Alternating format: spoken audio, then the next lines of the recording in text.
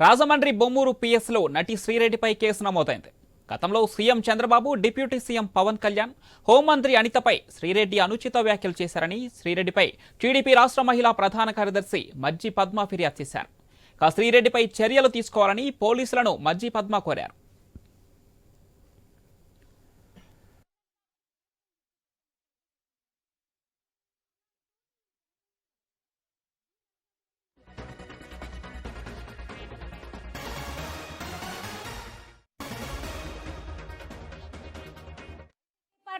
అధికారంలో ఉందని గత 5 ఏళ్లు కూడా నటి శ్రీరెడ్డి మరి వైసీపీ పార్టీ దాహంతో మరి ఒక ముఖ్యమంత్రి చంద్రబాబు నాయుడు గారిని కానీ, అదేవిధంగా ఉప ముఖ్యమంత్రి పవన్ కళ్యాణ్ గారిని కానీ, అదేవిధంగా మా లోకేష్ బాబు గారిని కానీ, అదేవిధంగా హోంమంత్రి అనిత గారిని కానీ ఎంత దారుణమైన వ్యాఖ్యలు చేసిందో 5 సంవత్సరాలు అందరం చూసాం.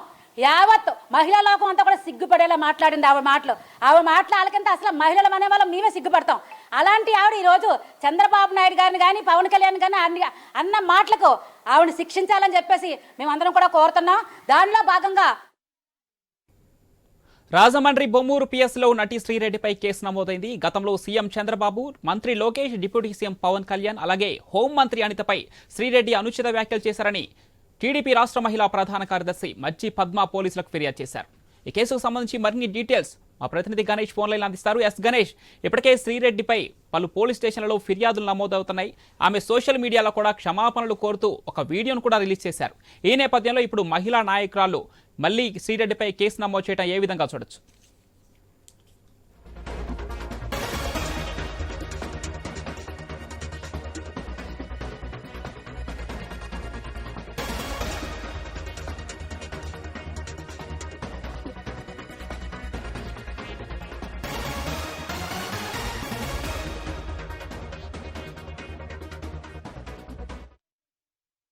శ్రీరెడ్డిపై మొత్తానికి ఆడ పిఎస్లో ఒక కేసు నమోదైనట్టు తెలుస్తుంది. చంద్రబాబు, పవన్ కళ్యాణ్, అదేవిధంగా లోకేష్, హోంమంత్రి అనితపై చేసిన అసభ్య పోస్టులకు కారణంగా చూపుతూ రాష్ట్ర మహిళా ప్రధాన కార్యదర్శి మజ్జి పద్మ పోలీసులకు ఫిర్యాదు చేసినట్టు తెలుస్తుంది. దీనికి సంబంధించి మరింత సమాచారం మా ప్రతినిధి గణేష్ ఫోన్ లైన్ అందిస్తారు. గణేష్,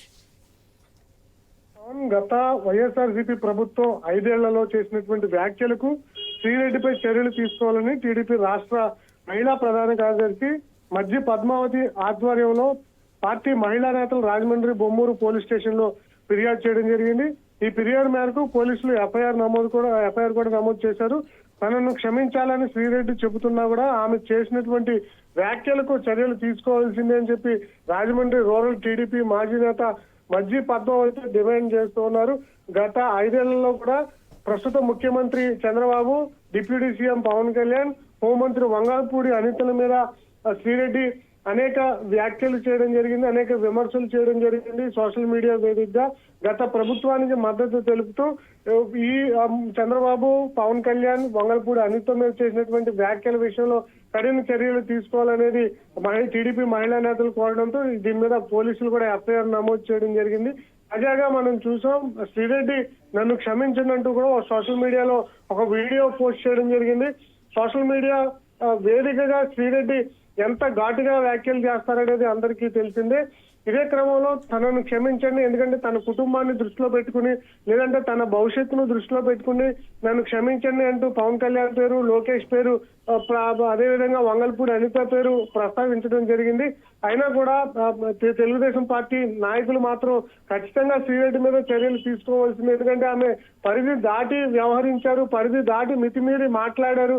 దీన్ని క్షమించేటువంటి అవసరం కూడా లేదనే అంశం మీద టీడీపీ నాయకులు అయితే పోలీసులకు ఫిర్యాదు చేసినటువంటి క్రమంలో త్వరలోనే శ్రీరెడ్డిని పోలీసులు ఎఫ్ఐఆర్ నమోదు చేశారు కాబట్టి అదుపులో తీసుకునేటువంటి అవకాశాలు కనిపిస్తున్నాయి. రాష్ట్ర వ్యాప్తంగా వైఎస్ఆర్సీపీ సోషల్ మీడియా వేదికగా చేస్తున్నటువంటి పలువురు కార్యకర్తల మీద ఇప్పుడు వచ్చినటువంటి కూటమి ప్రభుత్వం సీరియస్ గా వ్యవహరిస్తుంది.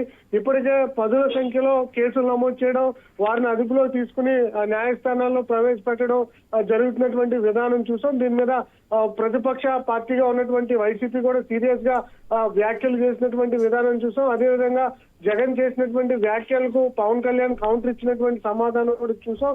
ఈ విధంగా రాష్ట్ర రాజకీయాల్లో సోషల్ మీడియా కేసులు అనేవి హీట్ పుట్టించాయి. అయితే తాజాగా శ్రీరెడ్డి మీద కూడా పోలీస్ స్టేషన్ లో ఎఫ్ఐఆర్ నమోదు చేయడం, రాజమండ్రిలో అది కూడా అవడంతో చర్చనీయాంశంగా మారింది. 2 రోజుల క్రితం పోసాని మీద కూడా చర్యలు తీసుకోవాలని రాజమండ్రి ప్రాంతంలోనే పోయి ఎస్పీని కలిసి ఆ చర్యలు తీసుకోవాలని చెప్పి జనసేన నాయకులు కోరడం జరిగింది. పోసాని మీద 2022లోనే కేసు ఫిర్యాదు చేయడం, అప్పుడు పట్టించుకోకపోవడం, ఇప్పుడు ఖచ్చితంగా చర్యలు తీసుకోవాలని డిమాండ్ చేయడంతో ఇప్పుడు రాజమండ్రి వేదికగా అటు పోసాని కావచ్చు లేదా ఇటు శ్రీరెడ్డి కావచ్చు ఇద్దరిని కూడా కేసుల పరంగా రాజమండ్రి ప్రాంతంలో ఉండడంతో ఇక ఇప్పుడు అదుపులోకి తీసుకుంటారు, ఎప్పుడు అరెస్ట్ చేస్తారు అనేది ఉత్కంఠగా మారినటువంటి సందర్భం కనిపిస్తుంది. ఇప్పటికే పోసాని కూడా కౌంటర్ ఇచ్చారు. ఇప్పుడు శ్రీరెడ్డి తాజాగా కేసు నమోదు చేయడంతో శ్రీరెడ్డి ఎలా దీని మీద స్పందిస్తారనేది చూడాల్సి ఉంది. Pawan right, thank you Ganesh.